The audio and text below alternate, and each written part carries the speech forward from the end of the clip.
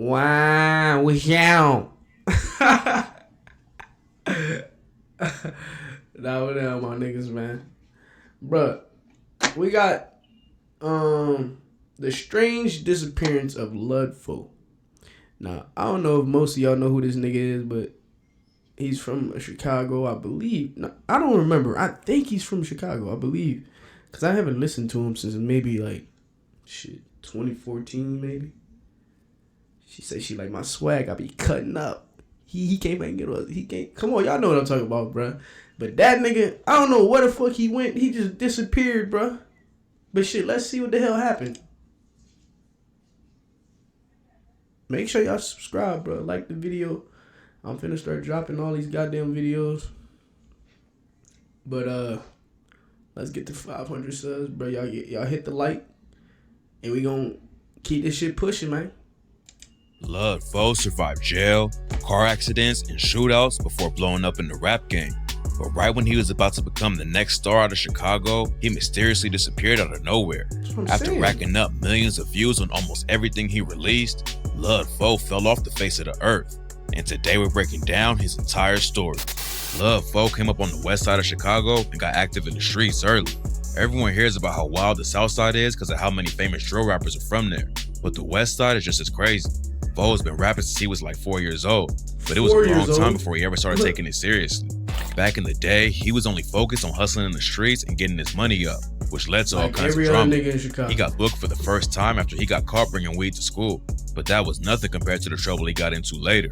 Fo was always getting in fights at school, and one time the situation got so serious that he caught his first real charge over it. One time, Ludfo was scrapping with another dude in the classroom, and a teacher came to break it up. But instead of just keeping them away from each other, the teacher...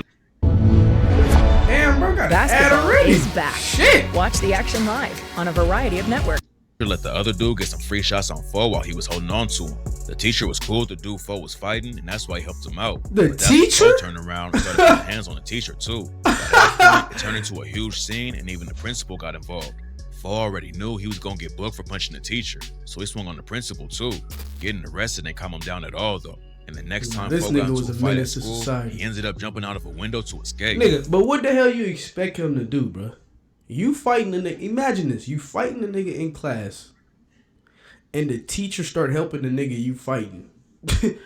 What the fuck? I would do the same thing. I'm punching that teacher in her shit too.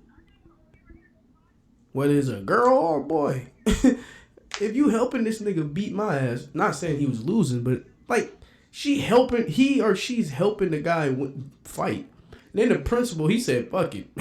You just there for collateral damage. I'm already going to jail, so fuck it. You gonna get it too. Fo was fighting, and that's why he helped him out. But that's when Fo turned around and started putting hands on the teacher too. By that point, it turned into a huge scene, and even the principal got involved. Fo already knew he was gonna get booked for punching the teacher, so he swung on the principal too. Getting arrested didn't calm him down at all though. And the next time Fo got into a fight at school, he ended up jumping out of a window to escape. It's not clear what the issue was about. Fo smashed the dude with the chair, and the teachers locked him inside the classroom. Fo knew the cops was on the way, so instead of getting booked he just looked like one of them niggas that's just like crazy, like one of them badass kids in not even in the elementary school. He just looked like one of them badass little niggas that don't listen to shit the teachers say, which was me. That's how I know.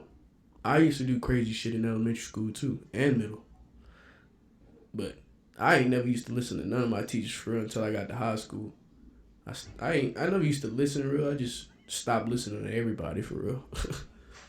This nigga looked like the type of nigga that just and the teachers locked him inside the bad classroom. as hell. Fo knew the cops was on the way. Look his face, so bro. Instead of getting booked again, he just jumped out the window and ran home. Having some drama at school is one thing, but Fo was going through some real issues in the streets at the same time. He told DJ Vlad, like, how old were you when you first got shot at? Like 14. 14 years old. Yeah.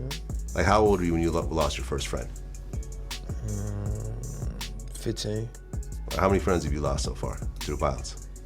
Through life or through like the streets? Yeah. Can't even count. Fo never went into a lot of detail about his early life in interviews, but on tracks like My Life, he let fans know how tough the streets were with bars like, used to cry so much, made it easy for me to sleep. Mama tried, but when I'm in the streets, it's making her weak. Hold on, give me a second, this shit finna get deep. Went to school mad, now I'm locked up every week. Fo was always in and out of jail, and one time, the cops decided to put some extra pressure on him. Fo says he led him on a high-speed chase while he was on a dirt bike. It was a high speed though. I got in a high speed. A high-speed Police- chase? Yeah, they caught me. I was on a dirt bike. And they beat the shit out of me. Oh, you got beat up?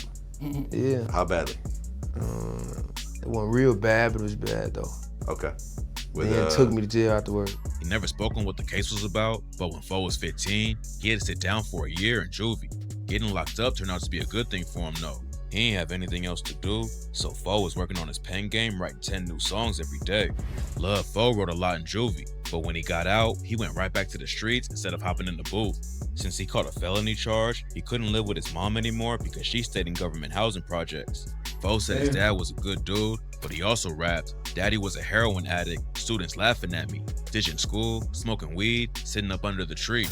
When his dad found out that Fo didn't have a place to stay, he cleaned up his act and showed up to court so that the judge would let Fo live with him. Lud Fo was lucky to have a place to stay, but he still almost ended up spending the rest of his life in the trenches. Then one day at a tattoo studio, everything changed. Fo was getting some new ink and talking to the tattoo artist about his music. Everyone around him wanted Fo to get in the studio and stay out of the streets, but getting a tattoo that day is what led him to finally trying it out. The artist told him that he had a producer named Kid Wonder coming in to get tatted, and Fo should link up with him. Kid Wonder had already been in the game for a while, and when he met Fo in the tattoo studio that day, they had an instant connection. The very next day, Fo walked up to his studio and they started laying down tracks together. Like, he like, man, Joe, you slide through tomorrow, fuck with me. I slide through. You feel me? We've been working there since. 7 years I have Oh lived my here God. using the web. 7 years Motherfucking channeling all of my energy. Recorded me on my first beat. Recorded my first song, all that shit. Love Fo was officially a rapper, but he still wasn't ready to leave the streets behind. Hustling, fighting, and getting locked up was damn near his whole life up to that point, and Fo said, I got addicted to the action, you feel me? Some niggas get addicted to the money. Some niggas get addicted to bitches, jewelry. I was addicted to action. it took him a long time to break out of the cycle, but when he decided to go all in with the music, it didn't take long for him to blow up. He started dropping tracks in 2015, and by 2016, Fo already had a massive hit under his belt. His song Cutting Up popped Yes, off like sir, that's crazy the and song I started know. running up millions of views on YouTube. The track was My featured cousins on used Drake's to listen to OVO this Sound shit. That's how I Radio, found out and Fo about got it. even more shine when Lil Durk hopped on the remix. Lud Fo kept up the momentum, dropping more hits like Recuperate and Alphabet. His projects were running up huge numbers, and not before long, Lud Fo was one of the hottest new rappers in the city. Everything was finally going right, and it seemed like he was on his way to hitting the mainstream. But in 2017, a truck driver almost killed Fo. One night, Fo was leaving a bowling alley with his homies at around 3 in the morning. There was an 18-wheeler going slow in front of him, so Fo got in the left lane to get around it. For some reason, the truck driver was pressed about Fo passing him, so he got right on his bumper and blasted the high beams. Fo got back in the left lane to just let the dude pass, but the truck stayed right next to him. He rolled down his window because he thought the driver was trying to say something, but when he looked over, the trucker just threw up the middle finger at him. Fo flipped him off right back, and that's when the trucker swerved into his lane and almost ran Fo off the road. What Fo the panicked fuck? and slammed on the brakes, which made his whip turn sideways and start flipping down the road. He passed out in the middle of the wreck, and when he woke up, he was flying through the air. Seatbelts save a lot of lives, but Fo says not wearing one that night is the reason he's still alive. No, I wouldn't wear my seatbelt. That's I flew out the back window. If I was wearing my seatbelt, I probably wouldn't have made it. My truck flipped like 9 times. God. Folded up like a can, you know what I'm saying? I flew out the window like about, I want to say the fourth flip or like the third flip of the car. That bitch just kept on flipping, you know what I'm saying? So if I'd have had a seatbelt Nah, on, I that probably fucking would've made truck it. I'd driver been crazy. Stuck in the But car. nigga, the truck driver probably been driving for about half the whole fucking day, and here go this motherfucker trying to pass him up. But that still don't give you a reason. That nigga ran, he ran the nigga off the fucking road, bro. The fourth flip or What like the the third fuck? flip of the car, that bitch just kept on flipping, you know what I'm saying? So if I'd have had a seatbelt on, I probably wouldn't have made it because I'd have been stuck in the car, you know? Fo broke both wrists and had his jaw wired shut after the wreck, but he still wasn't slowing down. And just 4 days later, he was already laying down new tracks with his jaw wired shut. He dropped a new tape called Get Well Fo just a few weeks later, which proved to everyone how hard he was grinding in the industry. It looked like Lil Fo's work ethic was next level, and he didn't just want to get some shine for himself and leave everyone behind. He started a crew called Bucci Gang, which is named after his uncle who died, and Fo wanted to take everyone with him to the top. Fo had the fan base and talent to really go far, but out of nowhere, he deleted everything off of social media and disappeared. Nobody knew what was going on, and Fo never came out to explain the situation. He came back with one last project in 2020 with features from Lil Durk and Lil Uzi Vert, and even though he hadn't been pushing his music like before, Fo still racked up millions of streams off the tape. Then after that, it's been complete silence from Love Fo on the music end. He was working with some of the hottest artists in the game and was building up a huge audience. But then he just disappeared. What the fuck happened to this nigga, Fans bro? were shocked and confused by what happened. Another rapper named SG Batman says he knows why Love Fo ain't dropping new music. SG Batman and Love Fo was tight back in the day and used to link up in the studio too.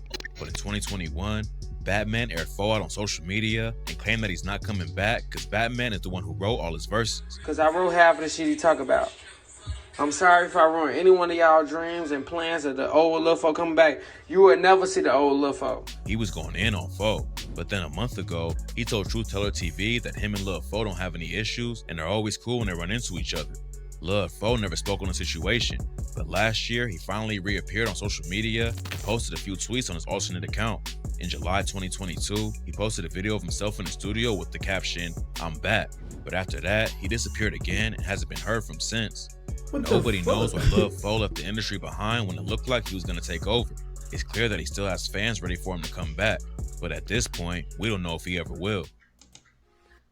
Nah, I don't know what the hell happened to this nigga. And I thought this video they would have told us, but I guess the nigga don't got no more lyrics. That shit would be crazy for real though. But that's how most of the artists really be though. They be having ghostwriters. Y'all niggas just don't know for real until them ghostwriters say something. And most of them niggas ain't gonna say nothing because they know them as them big ass artists.